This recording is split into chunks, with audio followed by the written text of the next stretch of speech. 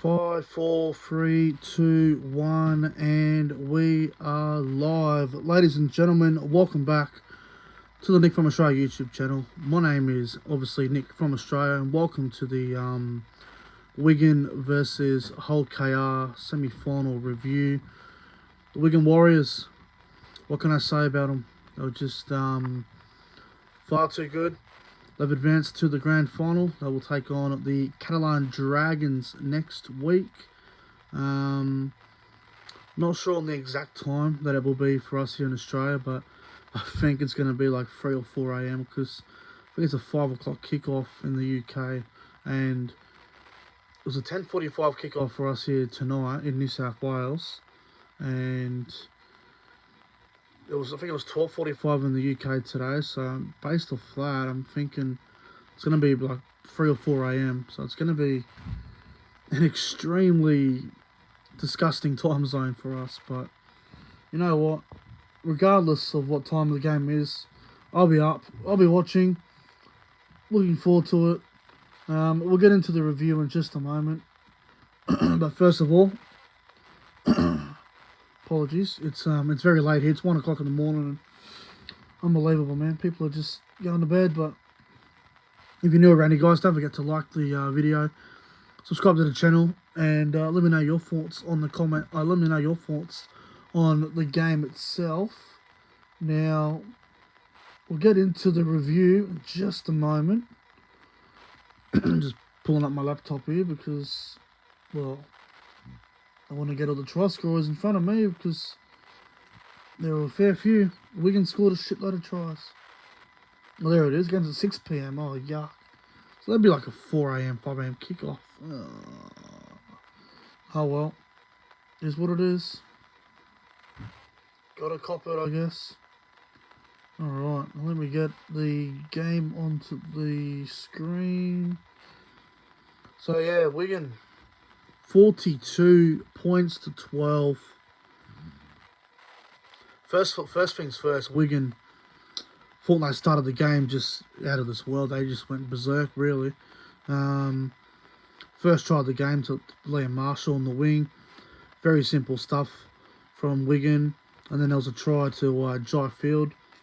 Incredible kick from Harry Smith too, by the way. And the acceleration of Jai Field to, not touch the ball, for it to still to just come off his shin, and for it to set up and goal like that was absolutely fantastic. So Wigan went out to a 12-0 lead early. Hey, what's going on here with the computer? My apologies with that. Wigan went to a 12-0 lead in the opening 8 minutes. Get this right. Hull Kingston Rovers did not touch the ball until the 8th minute of the game. Wigan were already up 12-0, and they were looking dangerous. They were breathing fire. They were all over the Rovers. Rovers had no idea what was happening. They were just in shock by the occasion, I think. And there's another try to Wigan. I think Liam Marshall might have had his double at that point. 18-0. Can you believe it? 18 points to 0. Wigan over Hull KR. And it was just getting ugly by the getting ugly and ugly by the moment, unbelievable from Wigan. 18-0. And then things around the 20th minute, 25th minute, somewhere around that part of the game, Minachella scored a very important try for Hull KR. At that point, it was 18-6 Wigan, and I thought, if Hull KR can get one more before half-time and go down 18-10, 18-12, then that'll give them a little bit of hope. I thought 18-6 was reasonable for Hull KR, considering how dominant Wigan were, but anything more than that would have just been far too much. So, yeah, we get the half-time, and Wigan the lead in 18 points to 6. But the problem was the damage was already done. 18-0. Wigan are just clinical, and they're showing no remorse, and they just look so clinical out there. And then I think Liam Marshall got his hat-trick. It was 24-6. And I think Phil got another one. 30-6. Then Miski got one. And that was, what, 36-6. There's another try in there somewhere. I'm trying to remember who the fuck it was. Who was the other one that scored? Can't even remember. You guys can let me know. I'll try and find it. 36-6. Oh, Wardle. Toby King, sorry. I think it was Toby King's try, wasn't it? Yeah, Toby King in the corner.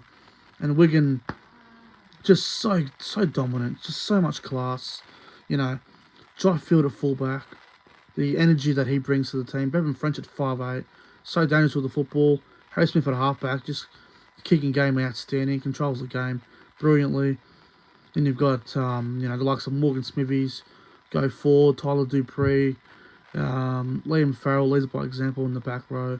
Kai Pearce-Paul, Willie Eyes off the bench.